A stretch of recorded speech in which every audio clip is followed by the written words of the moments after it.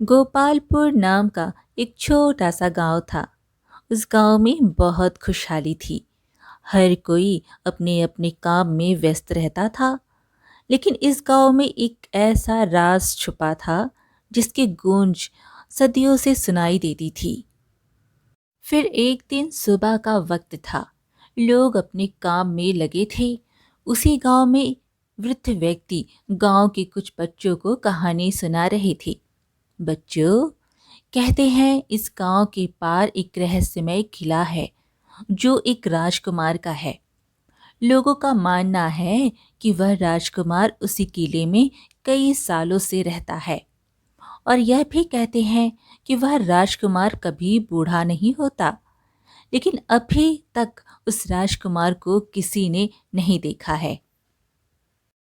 लोग इस किले के पास जाने से डरते हैं क्योंकि आज से कुछ साल पहले जितने भी व्यक्ति उस किले के पास गए हैं वह रहस्यमय तरीके से गायब हो गए और उनका कोई भी अता पता नहीं चला। उन बच्चों में एक विष्णु नाम का लड़का भी था जो बड़ी उत्सुकता से सुन रहा था। विष्णु ने काका से पूछा, क्या सच में दादाजी वहां अभी भी राजकुमार रहता है? पर माँ पिता ने तो इसके बारे में कुछ भी नहीं बताया मुझे।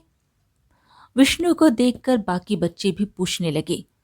बूढ़े दादाजी ने कहा, यह तो नहीं पता बेटा कि वह राजकुमार वहां होंगे या नहीं, लेकिन लोगों का मानना है कि वह राजकुमार सदियों से वही है।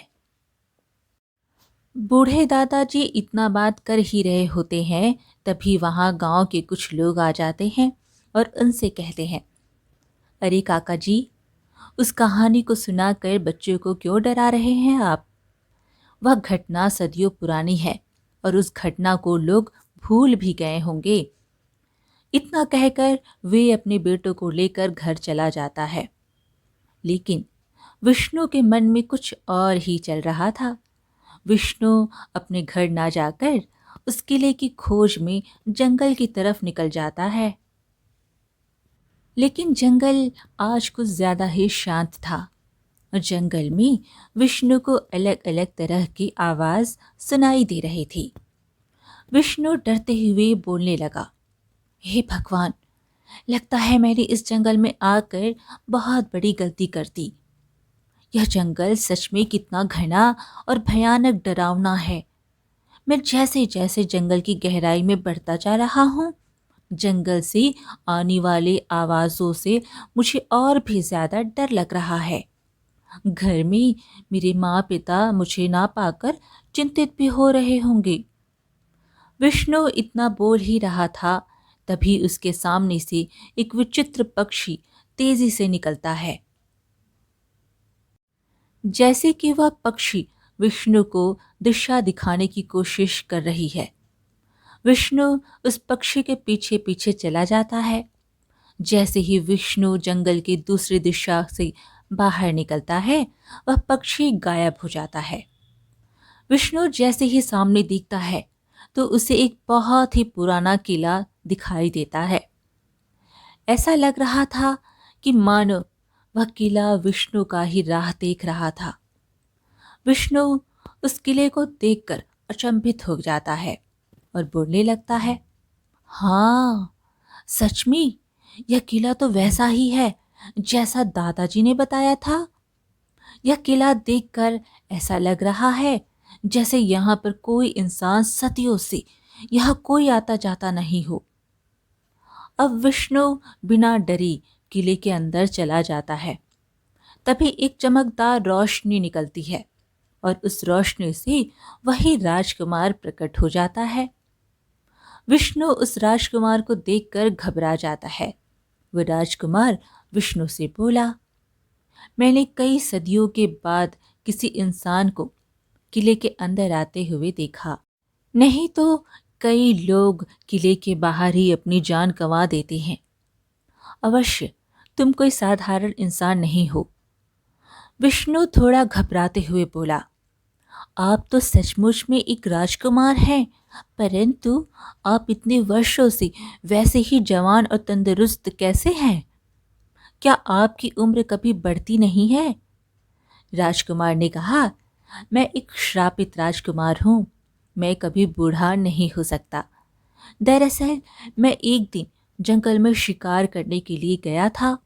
मैंने जैसे ही एक हिरण पर तीर चलाया, वह तीर हिरण को ना लगकर पेड़ के पीछे बैठे एक ऋषि मुनि को जा लगा और क्रोध में आकर उन्होंने मुझे इस किले में बांध दिया। मैंने उनसे बहुत विनती की और इस श्राप से मुक्ति पाने का रास्ता पूछा। तब उन्होंने बताया कि जो भी तुम्हें चुनौतियों से भरे खतरे का सामना करते हुए काले अमृत कुएं का पानी पिलाएगा, तब जाकर तुम्हारा श्राप टूटेगा। क्या तुम मेरे लिए उस कुएं से जल लाओगे? विष्णु बोला, लेकिन राजकुमार, वह कुआं कहाँ है और मैं उस कुएं के पास कैसे पहुंच सकता हूं? कोई रास्ता तो होगा। राजकुमार ने कहा, तुम्हें यहां से दक्षिण की ओर निकलना होगा। तुम्हें जहां घने जंगल में चमकते हुए 3 अजीब प्रकार के पेड़ दिखेंगे, तुम्हें उन पेड़ों का रहस्य सुलझाना है। अगर तुम उन पेड़ों का रहस्य सुलझा सकोगे तो ही तुम कुएं से पानी ला सकते हो। विष्णु ने पूछा, आखिर राजकुमार उन पेड़ों का रहस्य क्या है और मैं उन्हें कैसे सुलझा सकता हूँ? राजकुमार बोला, इसके बारे में तो मुझे नहीं पता। तुम्हें वहां जाकर ही पता चलेगा। मैं तुम्हारी इसमें कोई मदद नहीं कर सकता। विष्णु ने कहा, ठीक है राजकुमार, अब चिंता ना कीजिए। मैं आपके लिए वह जल अवश्य लाऊंगा। इतना कहकर विष्णु उस 3 पेड़ की तलाश में दक्षिण की ओर निकल जाता है। चलते ही चलते ये जंगल की काफी गहराई में आ जाता है, लेकिन उसे वह 3 पेड़ कहीं दिखाई नहीं देते। विष्णु थक चुका था। वो ठहर कर बोलने लगा, हे भगवान, मैं इतना अंदर आ चुका हूं, फिर भी वह 3 पेड़ मुझे कहीं नहीं दिखाई दे रहे हैं। क्या यह सच में पेड़ है भी या नहीं? या मैं कहीं गलत दिशा में तो नहीं आ गया? विष्णु इतना बोल ही रहा था, तभी उसके सामने 3 अजीब प्रकार के पेड़ दिखाई देते हैं जो अन्य पेड़ों से भिन्न थे। विष्णु उन पेड़ों को देखकर हैरान हो जाता है, क्योंकि आज तक उसने ऐसा पेड़ कभी नहीं देखा था। विष्णु सोचने लगा, यह पेड़ तो सच में एक मायावी पेड़ है जो सभी पेड़ों से अलग दिख रहे हैं। इसका मतलब यह वही पेड़ है जो राजकुमार ने बताया था। अब मुझे और देर नहीं करनी चाहिए और पहले परीक्षा के लिए निकलना चाहिए। इतना सोचकर विष्णु उन पेड़ों के समीप जाता है और जैसे ही वो पहले पेड़ को छूता है तो वह विचित्र स्थान पर आ जाता है जहां एक विशाल पत्थर से बना एक दरवाजा था। उसमें 3 ताले लगे होते हैं। विष्णु सोच में पड़ गया, यह तो बहुत विशाल दरवाजा है और मुझे इसे खोलने के लिए इन 3 तालों की चाबी चाहिए, पर यह चाबी मिलेगी कैसे? इतना सोच ही रहा था, तभी दरवाजे से आवाज आती है, तुम्हें चाबियां तभी मिलेंगी जब तुम मेरे प्रश्न के उत्तर दोगे, और केवल वही प्रवेश कर सकता है जो प्रश्नों से नहीं डरता और उत्तरों को अपना बोझ नहीं मानता। क्या तुम प्रश्न के लिए तैयार हो? विष्णु बिना डरे बोला, हाँ, मैं तैयार हूँ। आप अपना प्रश्न पूछिए, मुझे किसी भी प्रश्न से डर नहीं लगता। फिर आवाज आई, ठीक है, सुनो। मैं चलता हूँ पर कभी लौटता नहीं। मैं बांधूं तो जीवन, खो दूं तो मृत्यु। बताओ क्या है? विष्णु कुछ देर सोचता है। उसके मन में कई प्रकार के उत्तर आ रहे थे। तभी उसे याद आया, माँ कहती थी कि समय बड़ा मूल्यवान होता है और वह कभी लौट कर नहीं आता। मतलब इस प्रश्न का उत्तर समय है। विष्णु मुस्कुराते हुए दरवाजे से कहता है, तुम्हारे इस प्रश्न का उत्तर समय है। बहुत बढ़िया, तुम्हारा जवाब एकदम सही है। इतना कहते ही पहला ताला खुल जाता है और वह मायावी दरवाजा विष्णु से दूसरा प्रश्न पूछता है। क्या तुम दूसरे प्रश्न के उत्तर देने के लिए तैयार हो? विष्णु बोला, हाँ बिल्कुल, मैं तैयार हूँ। आप अपना दूसरा प्रश्न पूछिए। हाँ बच्चे, ध्यान रखना, अगर तुम इस सवाल के जवाब नहीं दे पाए तो तुम आजीवन के लिए यहीं बंधित हो जाओगे। इसलिए तुम उत्तर सोच समझ कर देना। लेकिन अभी भी तुम्हारे पास मौका है। अगर तुम यहाँ से जाना चाहते हो तो जा सकते हो, लेकिन इस सवाल के बाद तुम यहाँ से बिना उत्तर दिए नहीं जा सकते। तो क्या सोचे, तुम सवाल के जवाब दोगे या फिर नहीं? विष्णु थोड़ी देर सोचता है, फिर बोलता है, मुझे आपकी शर्त मंजूर है। आप अपना सवाल पूछिए। तो ठीक है, सुनो। जितना बांटूं उतना बढ़ता हूँ, जितना छुपाऊं उतना घटता हूँ। इस प्रश्न का उत्तर दो। विष्णु बोला, यह तो बड़ा आसान सवाल है। इसका उत्तर ज्ञान है। जो ज्ञान को जितना बांटता है वह उतना ही बढ़ता है। इसलिए हमें ज्ञान को बांटना चाहिए, ना कि छुपाना चाहिए। विष्णु के इतना कहते ही दूसरा ताला खुल जाता है। दरवाजे ने कहा, तुमने इन दोनों सवाल का जवाब तो बड़ी आसानी से दे दिया, लेकिन अब तुम्हें परीक्षा का अंतिम और सबसे कठिन प्रश्न का उत्तर देना होगा। तो सुनो, मुझे देख नहीं सकते, छू नहीं सकते, परंतु मैं जीवन का आधार हूं। तो बताओ, बोलो, वह क्या चीज है? विष्णु मन में सोचने लगा, यह प्रश्न तो बड़ा ही कठिन है। इसका उत्तर तो मुझे बहुत ही सोच समझ कर देना होगा। आखिर ऐसी कौन सी चीज है जिसे मैं छू नहीं सकता? आखिर वह क्या हो सकती है? अरे हाँ, गुरुजी ने बताया था, आत्मा एक ऐसी चीज है जिसके बिना कोई भी इंसान जीवित नहीं रह सकता, और वह शरीर का आधार है, और हम उसे छू भी नहीं सकते। इसका सही उत्तर मतलब आत्मा ही है। तभी दरवाजे ने कहा, तुम इतना क्या सोच रहे हो? लगता है तुम्हें इस प्रश्न का उत्तर नहीं मालूम है। मैंने तुम्हें पहले ही समझाया था कि तुम यहाँ से लौट जाओ। अगर तुम इस प्रश्न का गलत उत्तर देते हो तो तुम यहीं आजीवन के लिए कैद हो जाओगे। फिर विष्णु ने कहा, इस प्रश्न का उत्तर आत्मा है, क्योंकि आत्मा ही जीवन का आधार है और हम उसे छू नहीं सकते। विष्णु के इतना कहते ही वह तीसरा ताला भी खुल जाता है। विष्णु दूसरे ही पल वहां से गायब होकर उस मायावी पेड़ के पास आ जाता है, जहां अब केवल दो ही पेड़ बची थी।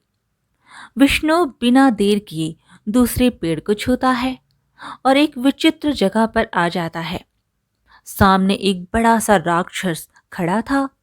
विष्णु राक्षस को देखकर घबरा जाता है। उस राक्षस ने कहा, तुम्हारा इस भूत नगरी में स्वागत है। अच्छा हुआ तुम आ गए। मैंने कई महीनों से किसी भी इंसान को नहीं खाया है। आज लगता है कि मेरी वह इच्छा पूरी हो जाएगी। विष्णु राक्षस के मुंह से इतना बात सुनकर डर जाता है और मन में बोलता है, अरे नहीं, यह राक्षस बड़ा ही दिनों से भूखा लग रहा है। लगता है मेरे बचने का रास्ता नहीं है। अब मैं क्या करूं? विष्णु देखता है कि वह जितना डर रहा है वह राक्षस उतना ही बड़ा हो रहा है। फिर तो विष्णु को यह समझने में जरा भी देर नहीं लगती कि यह एक छलावा है, और छलावा सिर्फ लोगों को डराने की कोशिश करते हैं।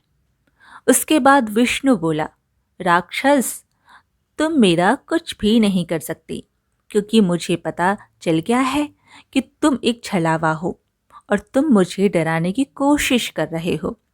लेकिन अब मैं तुमसे नहीं डरूंगा। विष्णु के इतना कहते ही राक्षस घबरा जाता है और उसका आकार छोटा होने लगता है। राक्षस बोलता है, अरे, तुमने मेरे इस माया जाल को इतनी आसानी से कैसे समझ लिया? आज तक कोई भी इंसान मेरे इस माया जाल को नहीं समझ पाया और मुझसे डर के अपना जान गंवा दिया। विष्णु बोला, यह तो बड़ा ही आसान था। मैंने देखा कि जब तुम मुझे डराने की कोशिश कर रहे थे और मैं जितना भी ज्यादा डर रहा था तो तुम्हारा आकार बढ़ता जा रहा था, तो मैं समझ गया कि तुम एक छलावा हो। विष्णु के इतना कहते ही वह राक्षस बिल्कुल छोटा हो जाता है और उसका माया जाल टूट जाता है। दूसरे ही पल विष्णु उसी पेड़ के पास आ जाता है, लेकिन अब सिर्फ वहां एक ही पेड़ था। उस पेड़ ने कहा, विष्णु, तुम सच में एक बहादुर और बुद्धिमान लड़के हो। आज तक कोई भी इंसान मेरे एक भी पड़ाव को पार नहीं कर पाया, लेकिन तुमने बड़ी आसानी से इन दोनों पड़ाव को पार कर लिया है। अब तुम्हारे लिए यह आखिरी पड़ाव है। मुझे उम्मीद है कि तुम इस पड़ाव को पार कर लोगे। और विष्णु जैसे ही तीसरे पेड़ को छूता है तो वह एक ऐसी जगह पर आ जाता है जहां पर एक शेर एक हिरन पर घात लगाए बैठा हुआ था। वह हिरन घायल अवस्था में पड़ा हुआ था। विष्णु ने देखा तो कहने लगा, अरे नहीं, यह शेर तो हिरन को मार देगा। मुझे इसकी जान बचानी होगी। विष्णु अपनी जान की परवाह किए बिना दौड़ कर जाता है और शेर के सामने खड़ा हो जाता है और शेर से कहता है, रुक जाओ जंगल के राजा, तुम इस हिरन को नहीं मार सकते। इसने तुम्हारा क्या बिगाड़ा है जो तुम इसको मार रहे हो? शेर ने कहा, हट जाओ इंसानी बच्चे, वरना मैं इस हिरण के साथ तुम्हें भी खा जाऊंगा। विष्णु बोला, ठीक है, तुम इसके बदले मुझे खा जाओ, लेकिन इस हिरण को छोड़ दो। शेर बोला, आखिर तुम इस हिरण के लिए अपनी जान क्यों गंवाना चाहते हो? विष्णु बोला, मेरे पिताजी कहते थे, अगर किसी की जान बचाने के लिए तुम्हें अपना भी जान गंवाना पड़ जाए तो भी तुम पीछे मत हटना। शेर ने कहा, ठीक है, अगर तुम अपनी जान ही देना चाहते हो तो मेरा एक काम करो। विष्णु बोला, हाँ बताओ जंगल के राजा, तुम्हारा वह काम अवश्य मैं करूंगा। शेर ने कहा, तुम्हें यहाँ से कुछ दूर जाना है, वहाँ एक गुफा दिखाई देगा। उस गुफा में एक राक्षसी रहती है। उसने मेरे बच्चे और पत्नी को कैद कर रखा है। तुम्हें उस राक्षसी से मेरी पत्नी और बच्चे को छुड़ाना होगा। अगर तुम ऐसा कर पाए तो मैं तुम्हें और इस हिरण को भी छोड़ दूंगा। विष्णु उसकी शर्त मान लेता है और उस गुफा की ओर चल देता है। थोड़ी देर में वह उस गुफा के पास पहुंच जाता है। जैसे ही अंदर जाता है तो वह देखता है कि वह सच में एक राक्षसी शेरनी और उसके बच्चे को एक पिंजरे में कैद कर रखी थी। राक्षसी ने जैसे ही विष्णु को देखा तो बोली, आखिर तुम आ गए, मैं तुम्हारा ही इंतजार कर रही थी। तुम्हें उस शेर ने भेजा है ना, अपनी पत्नी और बच्चे को छुड़ाने के लिए, लेकिन तुम यहाँ आ तो गए हो पर बचकर नहीं जा पाओगे। विष्णु ने कहा, देखो राक्षसी, मेरा तुमसे कोई आपसी शत्रुता नहीं है। तुम शेर की पत्नी और बच्चे को छोड़ दो, उसके बदले तुम जो कहोगी मैं वह करूँगा। राक्षसी बोली, ठीक है, मैं इन्हें छोड़ दूंगी, पर मेरे 3 सवालों का जवाब देना होगा। अगर तुम इस सवाल के जवाब देने में कामयाब हो गए तो मैं इन्हें छोड़ सकती हूँ। विष्णु ने कहा, ठीक है, आप अपना सवाल पूछिए, मैं उत्तर देने के लिए तैयार हूँ। राक्षसी बोली, ऐसी कौन सी चीज़ है जो जितनी निकालो उतनी ही बढ़ती जाती है? विष्णु सोच में पड़ जाता है और काफी देर तक इस सवाल का जवाब ढूंढता है। तभी उसे कुछ याद आता है और मन में बोलता है, अरे हाँ, पिताजी ने जब मुझे खेत में गड्ढा खोदने के लिए बोला था तो मैं जब उस गड्ढे से जितनी मिट्टी निकालता तो वह गड्ढा उतना ही बढ़ता जाता। फिर विष्णु उस राक्षसी से बोला, तुम्हारे इस सवाल का जवाब गड्ढा है, क्योंकि गड्ढे से जितनी मिट्टी निकालोगे वह उतना ही बढ़ता जाता है। राक्षसी बोली, हाँ, तुम्हारा उत्तर बिल्कुल ठीक है। अब तुम मेरे दूसरे सवाल का उत्तर दो। 4 पैर हैं पर चल नहीं सकता, 2 पैर हैं पर दौड़ नहीं सकता, 1 पैर है पर उछल नहीं सकता। तो बताओ इस सवाल का जवाब क्या होगा? विष्णु बोला, आपके इस सवाल में 3 उत्तर है। 4 पैर हैं पर चल नहीं सकता, इसका जवाब कुर्सी है, क्योंकि उनके पैर तो होते हैं लेकिन वह खुद से चल नहीं सकते। अब दूसरा, 2 पैर है पर दौड़ नहीं सकता, इसका उत्तर है पैजामा। अब तीसरा, 1 पैर है पर उछल नहीं सकता, इसका सही जवाब लाठी है। राक्षसी ने कहा, तुमने बिल्कुल सही जवाब दिया। अब तुम मेरे तीसरे सवाल का जवाब दो। बिना पंख के उड़ता हूँ, बिना मुख के बोलता हूँ, बिना पैर के दौड़ता हूँ, तो बताओ वह कौन सा चीज है? विष्णु अपनी आंखें बंद कर सोचने लगता है। तभी उसे हवा महसूस होती है और वह समझ जाता है कि इसका उत्तर हवा ही है। फिर विष्णु बोला, तुम्हारे सवाल का जवाब हवा है, जो बिना पंख के उड़ता है और बिना मुख से बोलता है और बिना पैर के दौड़ता भी है।